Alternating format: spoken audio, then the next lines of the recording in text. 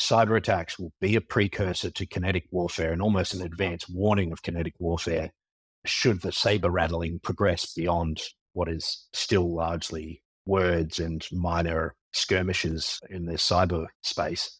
It's now apparent that most organizations where an attack would cause a material impact to the populace is now classed as critical infrastructure and they're expected to allocate sufficient capital to cybersecurity. But from a critical infrastructure perspective, if we really view it from the CIA triad, which is the confidentiality, integrity, and availability of systems, most attacks on critical infrastructure as a precursor to kinetic warfare will be on the availability of systems, not so much around confidentiality or integrity of data.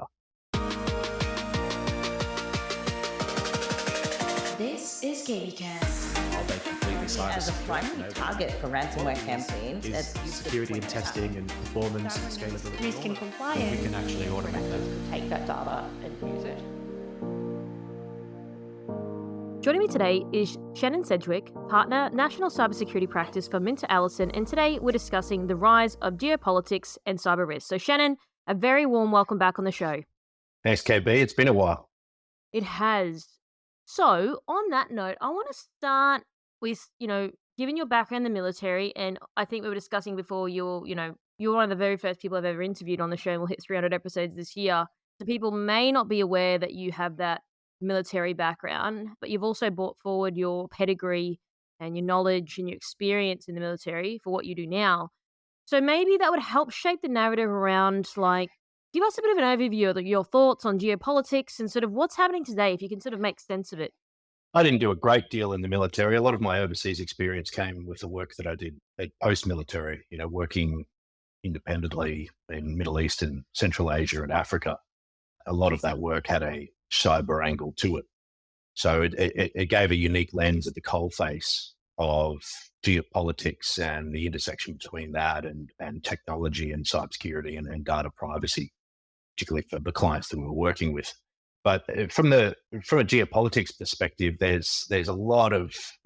live in a fantastic age right now. There's a lot happening at the moment where between geopolitics and geo-environmental issues and ESG and cyber and workplace issues and the rise of nationalism and populism versus the old trend of globalism. These types of things are building up to quite a steady momentum, particularly since COVID, and none more so than I would argue probably AI. And governments are racing to regulate AI to reduce the potential of socio-political risks, but what they're simultaneously trying to do is foster that domestic AI innovation to compete geopolitically. So as a result, AI has the potential to deepen already existing divides, both within and between countries, as a result of the distribution of the related benefits.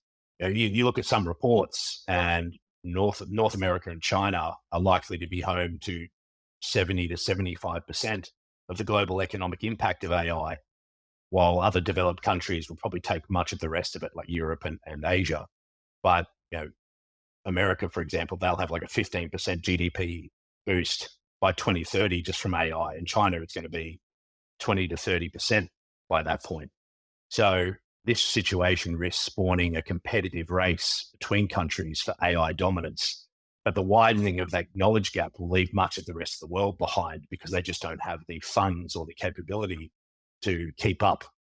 And it's not only battles for talent and computing infrastructure, and this is the cyber lens to it, it's also access to and control of the data that's required to feed AI.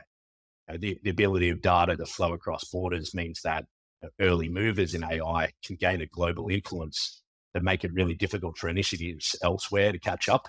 It's, we've spoken about it before individually, you and I, but it's that first mover principle. You did the same with the work that you're doing now. You were a first mover, very difficult for people to catch up. But a second concern around AI from a geopolitical standpoint is it's both unintentional and intentional, is what I mentioned before, is exacerbating those political divisions and polarizing societies. We're now very aware of the way that social media can contribute to polarization, but the AI-driven algorithms will play a significant role. In addition to potentially keeping users trapped in those bubbles of content that match their own worldview, confirmation bias that people don't realize they're susceptible to.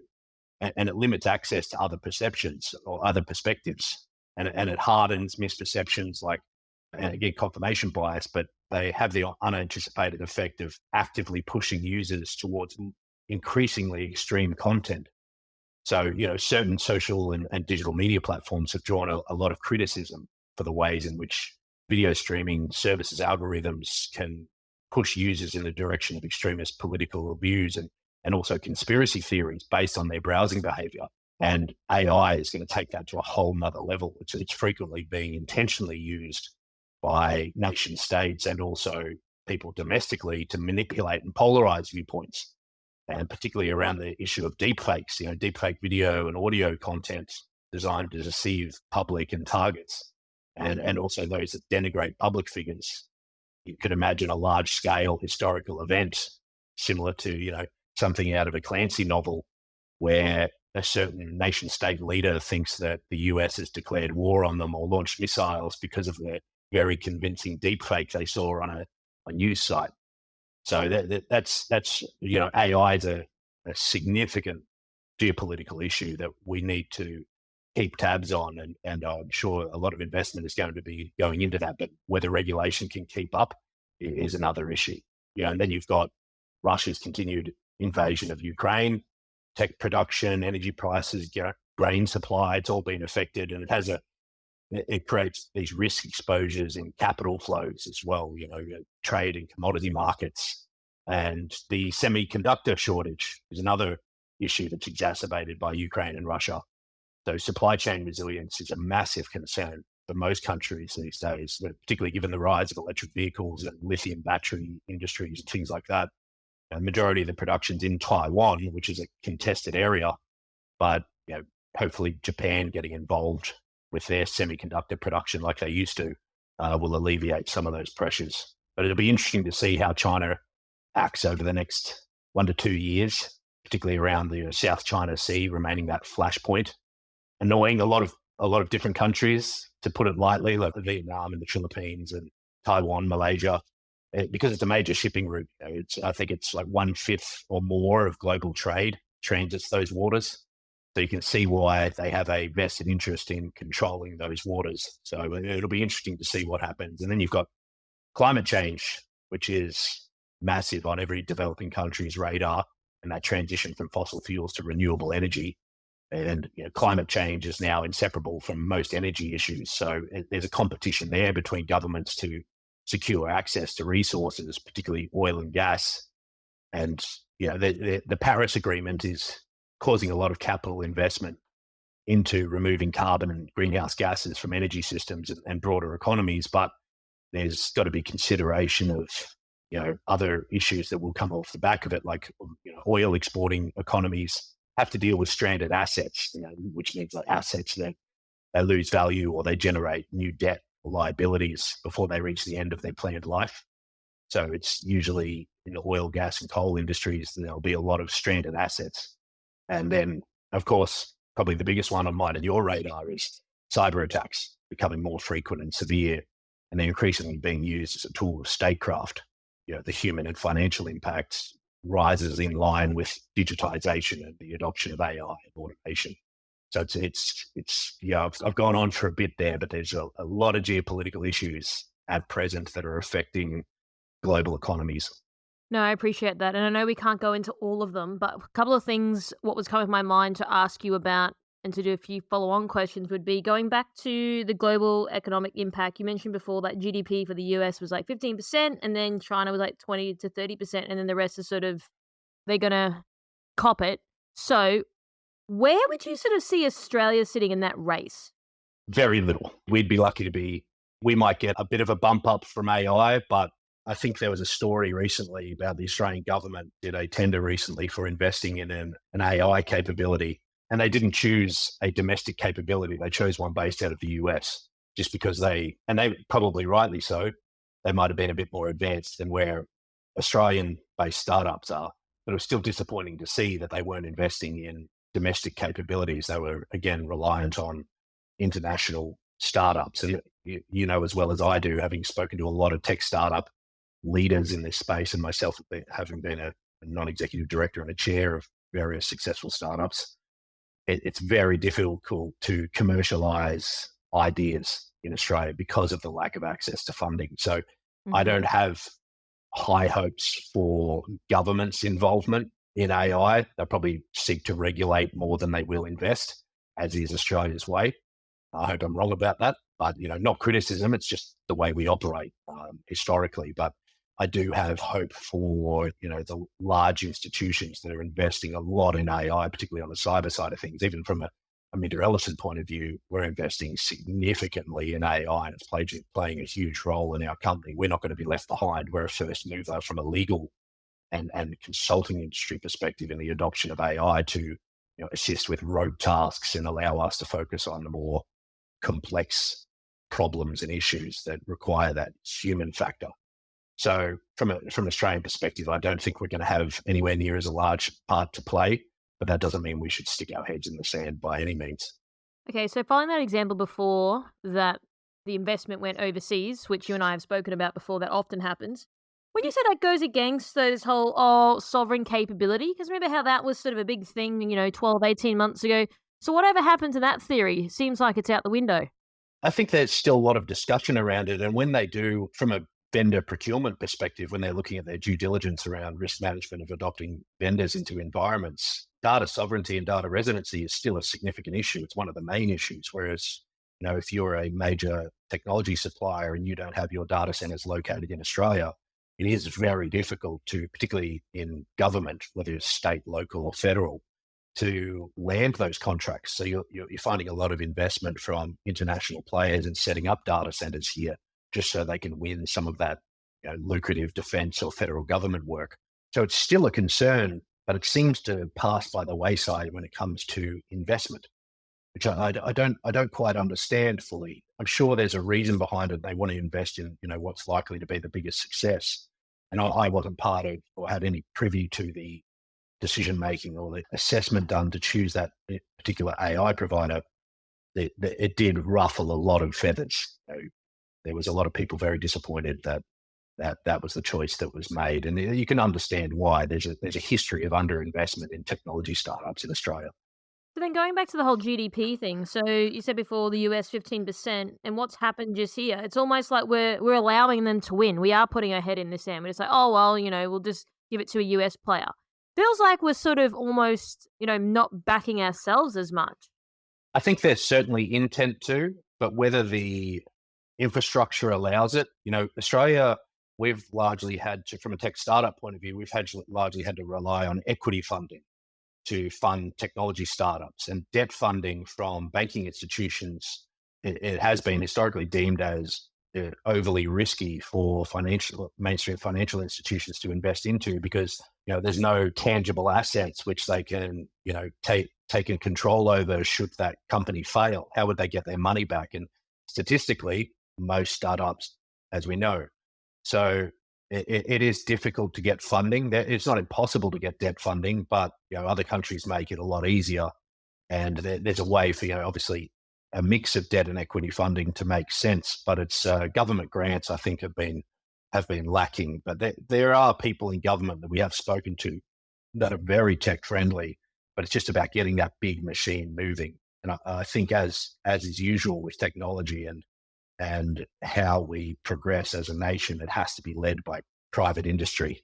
Well, it doesn't have to be, but it just usually is. So investment by the large corporations that reside here, and particularly big banks, they're usually quite advanced in terms of their cybersecurity and technology adoption. And oftentimes government regulation falls into line, or investment falls into line because of that influence from those larger corporations. So it'll be interesting to see what the future holds, but the investment recently from the Labor Party into, and this should be a non-partisan issue in my opinion. Hopefully the new cyber strategy for 2023 to 2030 remains that way, where funding isn't lost or redirected because a political party changes in the future.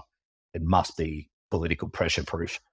But I have hope for it. We have increasing funding, not just in ASD's Red Splice program, where usually most of the money goes in defence, but it's actually going quite a bit into private industry and helping SMBs. So I have hope for the future for investment in not just cybersecurity, but also technology startups. I'm cautiously optimistic. Okay, you said something before as well around, deep fakes. I mean, you said a lot of interesting things and we could go on for hours, but you said before around polarizing society. Now, this is interesting. Would you say, with what you know and your experience, do you think we're in a state now, as in today, that we're in this point where things have never been more polarizing than they are today? Or would you think earlier things were? I have a little bit more to add to that, but I want to hear your response first. That's something I'm quite excited to talk about, actually, because what comes to mind is the risk of deglobalization. So there's a variety of factors that have given rise to questions around the benefits of increased international movements of goods, services, people, capital, tech, and ideas. The growth of nationalism, which is what you're talking about, that division, that sequestering of ideas and people and tech and capital within your own nation to protect yourself, that creation of both literal and figurative borders, they call it protectionism and populist movements in recent years. It's created an environment of increasing uncertainty, and it could potentially lead to deglobalization. That is like a reversal or a slowdown of globalization. And nothing sped that up more and exposed that vulnerability than the COVID-19 pandemic. And many countries are heavily reliant on imported goods, with nations worldwide enforcing border closures over COVID and restriction on an international level. It made it increasingly difficult. And since then, governments have been increasingly keen to diversify their source of imports as a protective measure to reduce their dependence on a single trading partner. And Australia has taken significant steps to do that as well. But despite this, a lot of businesses do remain interested in cross-border economic engagement, and even amid heightened tensions and that saber rattling between Western society and particularly the US and Australia and China, we continue to engage in that bilateral trade with them. The anti-globalization movement, it does pose a threat to economic growth and international relations. But I do believe that there's a bit more of a renewed trend, even in the last 6 months, towards a bit more of increased pragmatism and collaboration. And a lot of that has been fueled, as I mentioned before, by that reaction to Russia's invasion of Ukraine. And that new pragmatism that we're seeing is going to counter movement towards a more closed off world of self-contained economies where governments are protecting their own industries and citizens from foreign competition. Like they implement subsidies and other incentives that favor domestic producers over foreign ones. So there is incentives, and all behavior stems from, there are incentives to bolster domestic production and domestic capital flows, but it doesn't mean that we should throw the baby out with the bathwater and do away completely with bilateral trade and international cooperation, particularly on issues such as cyber. As I said, that needs to be a non-partisan, particularly with the regulation of AI as well. So I would argue falls into that same bucket. So it is extremely divisive. You only have to look at the US to see that the divisive nature between political parties, where people, and it doesn't happen as often as Australia, but it has had an impact here where people attribute their entire personality to a political party's beliefs, whether they believe it or not. They're not making up their own mind about issues. They're sort of doing what they're told, and mainstream media on both sides of the political spectrum do nothing to help that situation. It's in their best interest to polarize people. But then you look at it from a nation state enemies of the US, it suits them perfectly. They're feeding into their agenda perfectly. You only had to look at the attacks on the Democratic National Committee back in 2015 and 2016. Achieved their aims, and they're still achieving their aims with that division.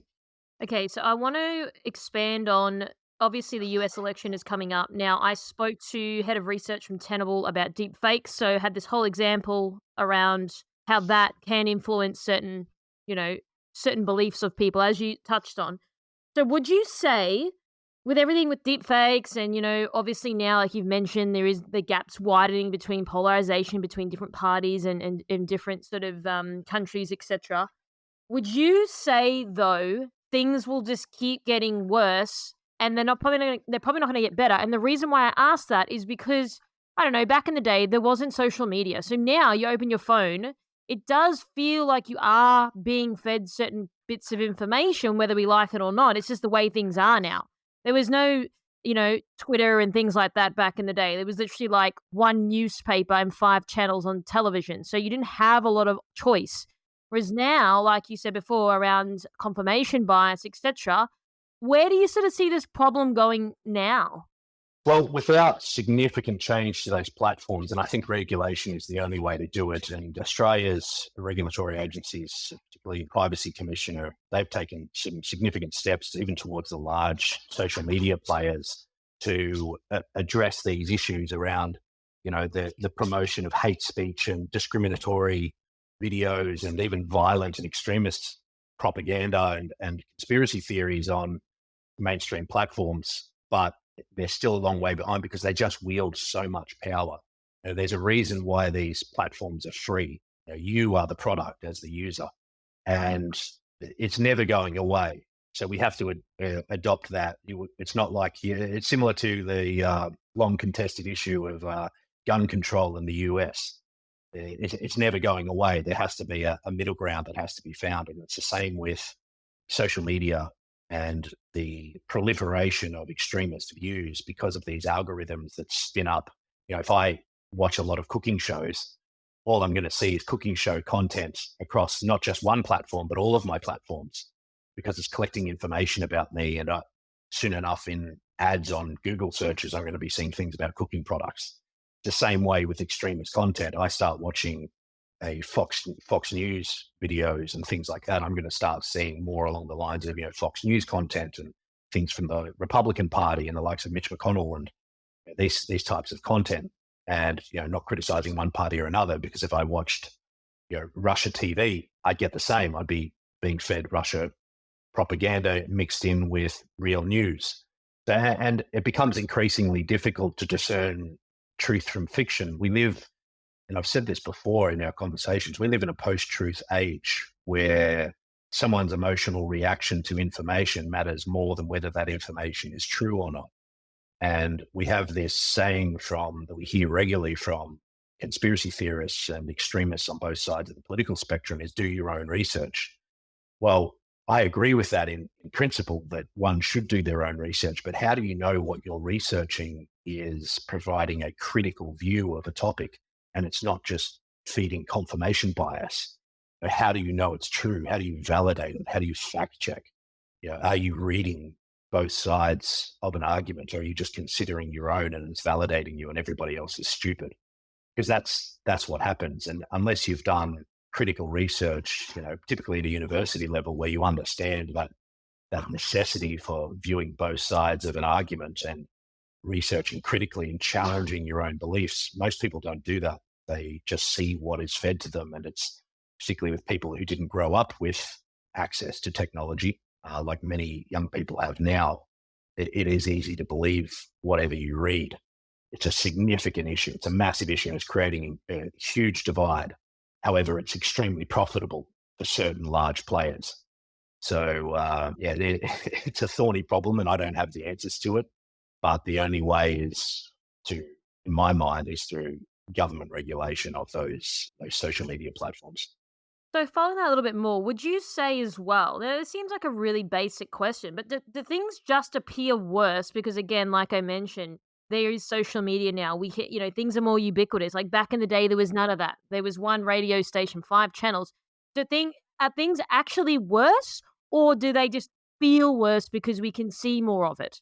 I don't think it's as bad as it's made out to be. Sure, things, there's certain things such as the rising cost of living and the issues around housing affordability and things like that cause a real issue amongst young people and is deeply concerning, and as well it should be.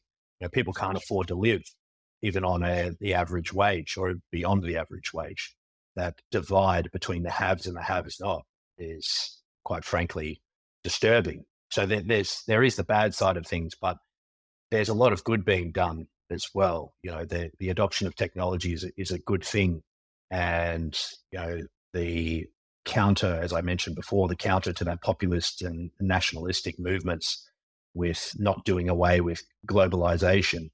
There are people with power that want to see that collaboration. And, Five Eyes is a good example of that. The intelligence sharing framework set up between Five Eyes countries, of which Australia is a part of.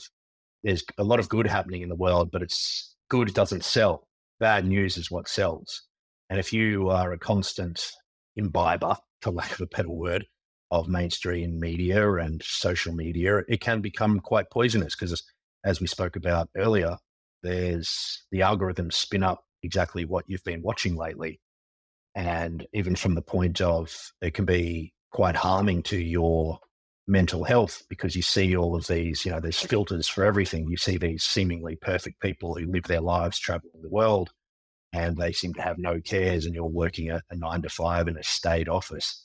It can cause mental health issues. And the complaint around Gen Z not wanting to work, I think is utterly wrong. It's just they grew up in a different time. There's different priorities now. Work is not the priority that it used to be. It's more of a way to provide the life that they really want to live. So it's just a differing priorities. So it'll be interesting to see where future generations go as, the boomer generation and Gen X generation, they go through their and exit positions of leadership and millennials come into positions of power and then Gen Z after us. It's going to be interesting how that worldview is shaped from people who lived through drastically different generations. It's going to be quite interesting to see, but I don't think the news is as bad as we think it is. I think it seems worse because of the media that we ingest. You also mentioned before around keeping tabs on AI. Would you say that we are doing that? Or again, I know it's a big thing, a big problem. It's not an easy fix. It's not a flick of a light switch. I get that. But again, does it feel like we're keeping tabs or are we in actuality keeping tabs, would you say?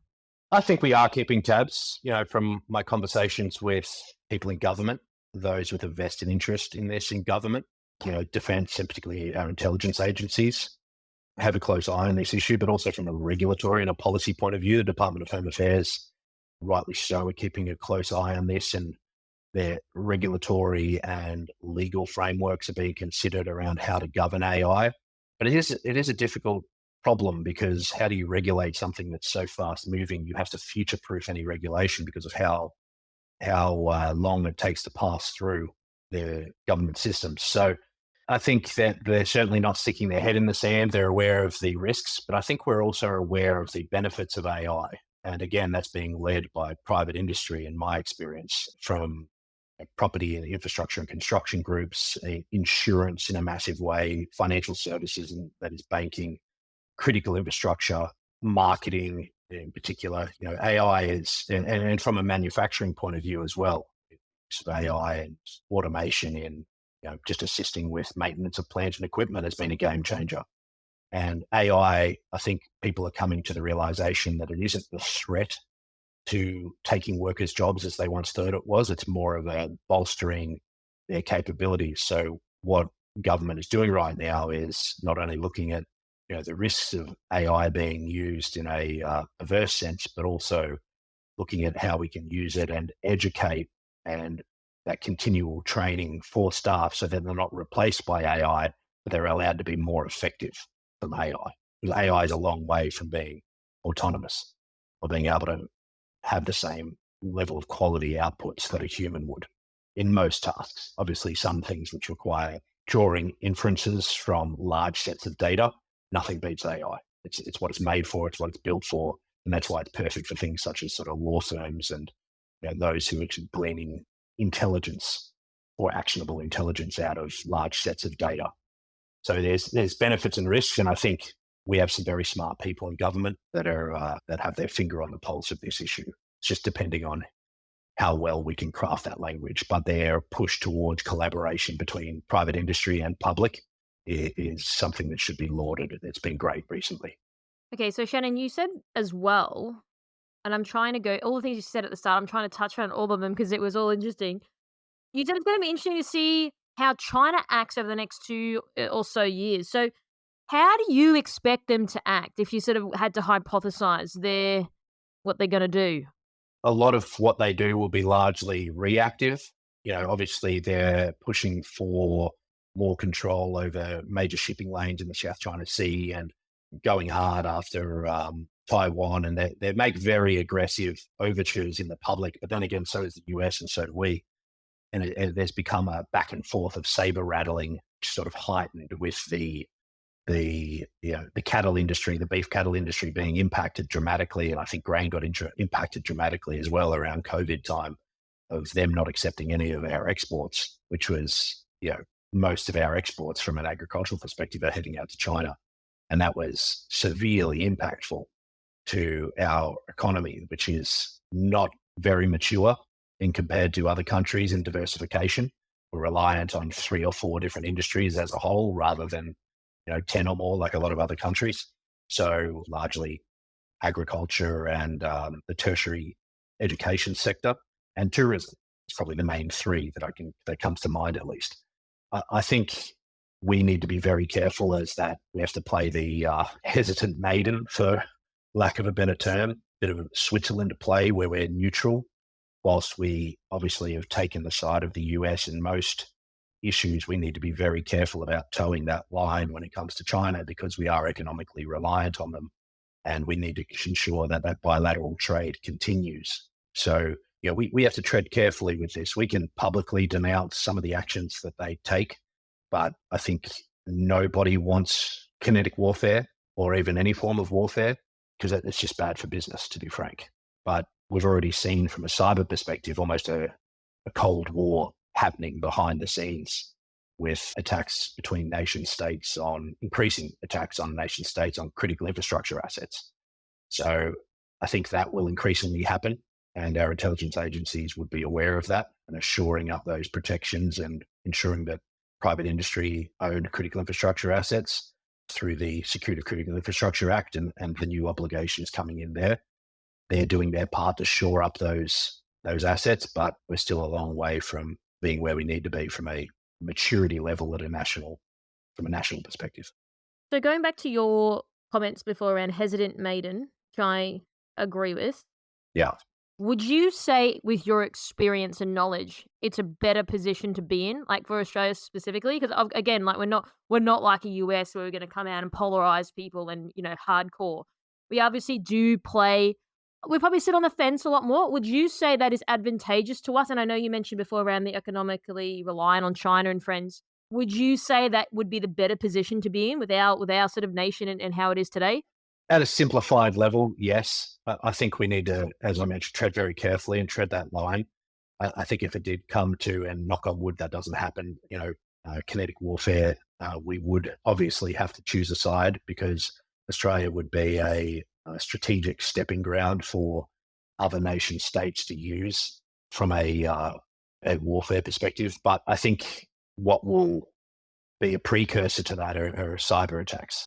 Increasingly, as we saw in Ukraine, cyber attacks are precursor to kinetic warfare. We call it preparing the battle space in military parlance, which is where you're softening a target and preparing a target before conducting kinetic activities. And what I mean by kinetic warfare, if people don't understand that reference, is what you think of as warfare: soldiers, tanks, artillery, navy, aircraft, physical warfare.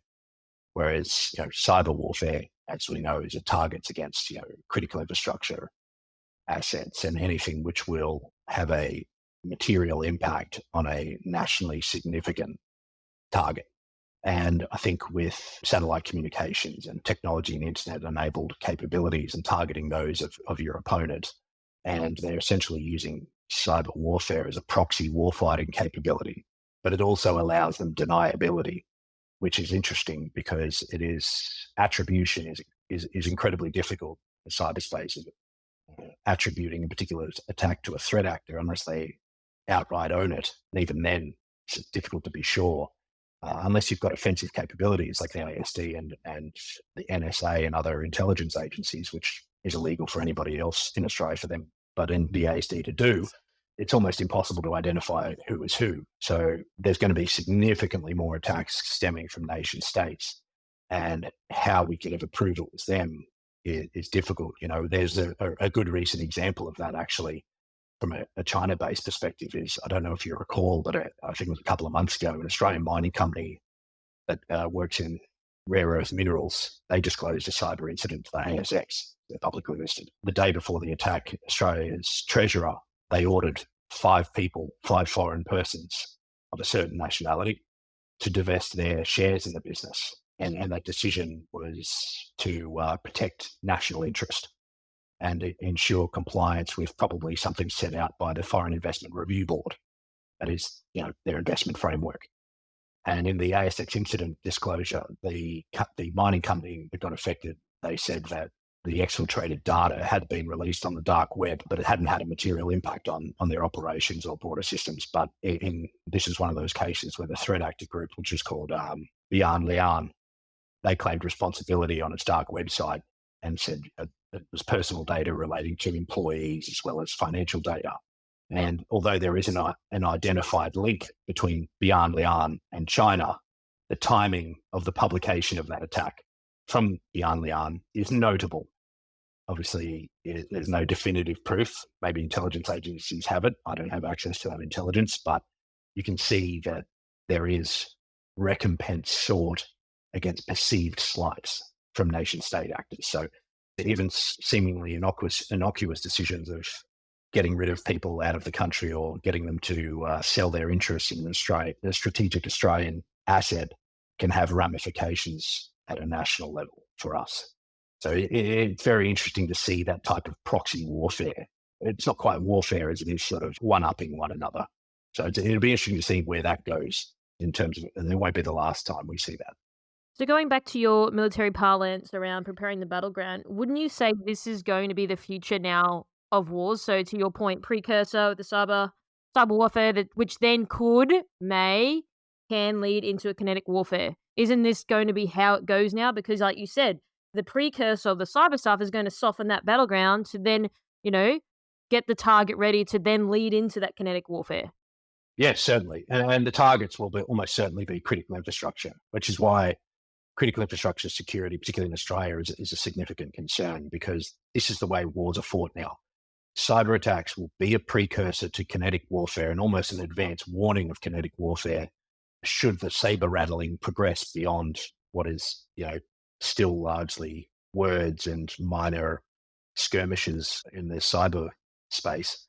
It's now apparent that most organizations where an attack would cause a material impact to the populace is now classed as critical infrastructure, and they're expected to allocate sufficient capital to cybersecurity.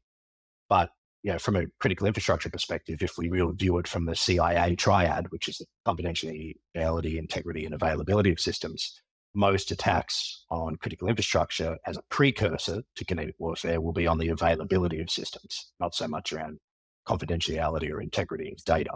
So from an industrial infrastructure perspective, there was a Triton malware attack nearly caused a huge explosion because in a Saudi petrochemical plant, it allowed the hackers to take over the plant's safety systems.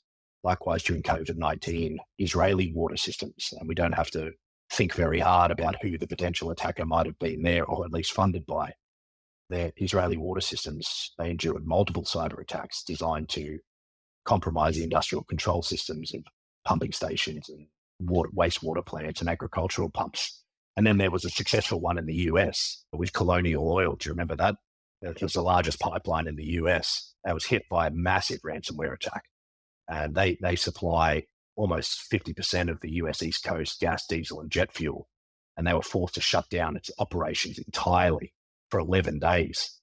And even after 11 days, they only partially recovered. And they ended up having to pay $5 million USD in ransom. And even from an espionage point of view as well, with the evolution of technology, trying to get your hands on secrets in the digital environment has become increasingly more advantageous, and there's that deniability there. Whereas, to gather secrets, you had to develop. Of course, there was still SIGINT, that is signals intelligence, you could gain from satellites and things like that, or overhearing radio communications. But we didn't have the cyberspace to tap into, which is where most information resides these days. You had to rely on human intelligence sources and verifying those and developing, human assets in positions of power in target countries, whether they be allied or what we see as potential adversaries. From an intelligence gathering perspective, it's made it a lot, the digital environment has flattened or even collapsed geography as we understand it, because we can reach out and touch somebody on the other side of the planet. Now, our data and assets are increasingly being stored in not just on-prem systems and networks, but now the cloud. So the core concept around intelligence and clandestine operations and espionage still persists, but there's the growth of SIGINT and intelligence gathered through the cyberspace has exploded well beyond that of human intelligence gathering. So, Shannon, this does seem like a very broad question, but where do you think we go from here? What do you think happens now? We keep going as we have been in terms of Australia's made some significant steps with both legislation, with the changes to the Privacy Act of 1988 and the uplift of that being more in line with the likes of GDPR, particular focus on consent of data owners to the use of their information, things like that. And the storage and governance of data, which is a significant issue for most of our clients. 50% of the work we've been doing lately has been data mapping and data governance services. So, and the use of AI as well in terms of that data governance question around the privacy impact analysis. So, the adoption of AI and automation will continue to increase unabated. I think that we will be playing catch up from a regulatory perspective. That speed of digitization was accelerated further in COVID-19, but it hasn't really slowed down. And as a result, I think, espionage, data theft, attempts to disrupt our day-to-day lives going digital, that'll increase. Malicious cyber activities and cybercrime will only increase, and cyber risks will become more pronounced. But I think from a private industry perspective, at least, we're taking the steps necessary, and particularly with support of the government with its new cyber strategy. I'm hopeful that will continue to spur on investment and capital allocation to not only adoption of technology, but the addressing of risk from both a data and a system perspective in that adoption of technology. Malicious actors will continue to target key assets in critical infrastructure, like disabling healthcare services and stealing research, while inflicting reputational costs on corporations and governments. But the online world's going to continue to have significant impact on geopolitics and vice versa. But in both sectors, intelligence is a hugely important factor. So gathering and verifying actionable intelligence allows decision makers in government and industry to address risks effectively and predict what's most likely to occur in the future.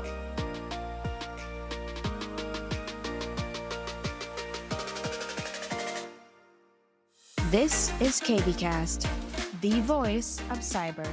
Thanks for tuning in. For more industry-leading news and thought-provoking articles, visit kbi.media to get access today. This episode is brought to you by MercSec, your smarter route to security talent. MercSec's executive search has helped enterprise organizations find the right people from around the world since 2012. Their on-demand talent acquisition team helps startups and mid-sized businesses scale faster and more efficiently. Find out more at mercsec.com today.